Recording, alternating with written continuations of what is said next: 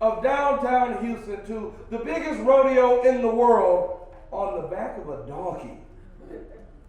That would look funny to me. And then because I watch a lot of TV, because I watch sometimes too much TV, the next thing that I thought about was Shrek. Donkey was annoying.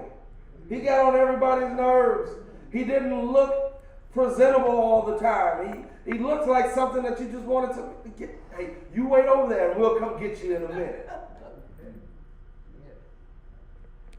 But the more I learned about what a donkey stood for, the more I saw myself in the donkey, and the more I understood what this donkey was. This donkey was an overlooked hard worker. Nobody saw the donkey when he was pulling the plow through the field. They just saw the crops that they enjoyed. Nobody saw the donkey as it was packing all of the materials to the job site. They just saw the finished product. The donkey was an overlooked hard worker. I saw you and I in the donkey. Something else I learned about a donkey, Reverend Taylor, I learned that a donkey is a fearless protector. I thought that farmers put the donkeys in the field with, the field with their best livestock. And I thought that it was because the donkey is loud. You ever heard a donkey bray? Man, you can hear them from miles away. Oh, oh. They're loud. So I thought that the donkey served as an alarm system to alert the other animals, but that was not the case. The donkey is a fearless protector. They put the donkey in there, and you can Google it and find some pictures showing you how fearless this donkey is. I saw a donkey with a coyote in his mouth, just swinging him from side to side. The donkey was a fearless and selfless protector. When you put the donkey in the field with all of this other livestock, the donkey says, they may be better than me, but he feels this sense of, I got to protect everything in here. Amen. The donkey is a fearless and selfless protector. And when the kings ride in on the horse represents war. But the donkey is a sign of peace. So when Jesus needs something to ride on into the city, Jesus chooses a donkey.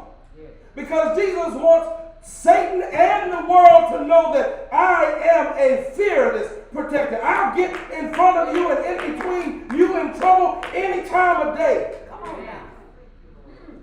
But I'm also a sign of peace. Let's look at the text. In the book of Luke, chapter 19, we can see our text for today with Palm Sunday, beginning at verse 28. And I'm not going to read the whole thing. I'm just going to read a few verses, maybe down to verse 34, 35.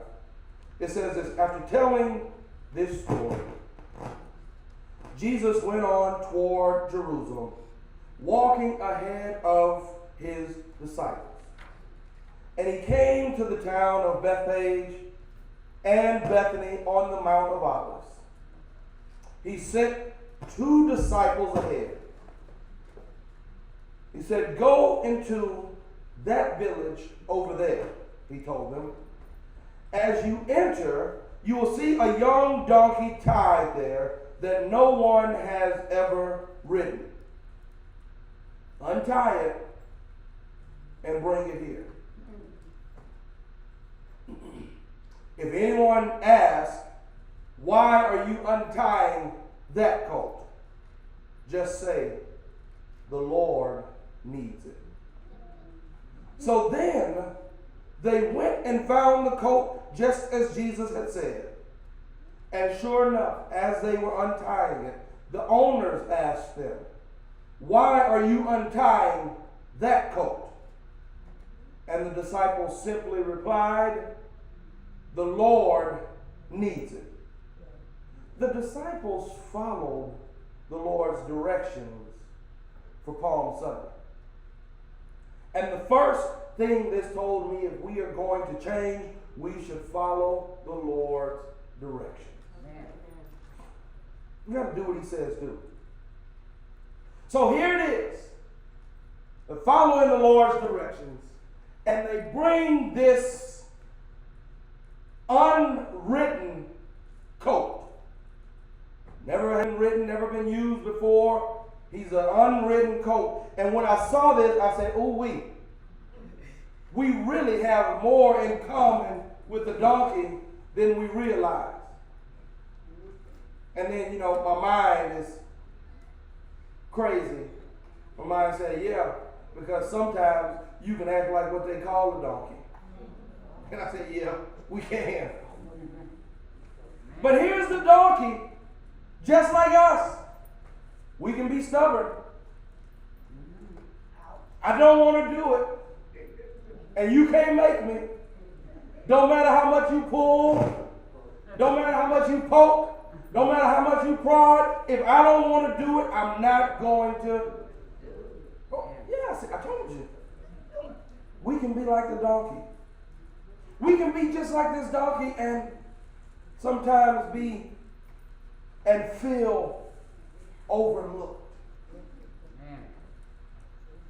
But we can also be like this donkey in the sense Jesus has need for you. So they find this donkey, and Jesus tells them, when you find the donkey, it'll be tied up. Untie the donkey. Just like this donkey, Jesus wants us untied. He wants us released. He wants us reclaimed.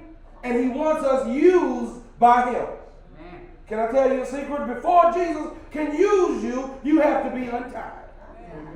And some of the things that we are tied to, nobody tied us to it. We tied ourselves to it. But God can't use us if we're still holding on to things that got us tied down. He can't use you fully if you're still holding on to the past. He can't use you fully because where I want to take you is further than you've ever been. I want to take you beyond your normal boundaries into somewhere that you've never been to experience something that you've never experienced. Untie yourself. When you are tied, I told you a couple of weeks ago I used to have a pet cow that was tied up. And where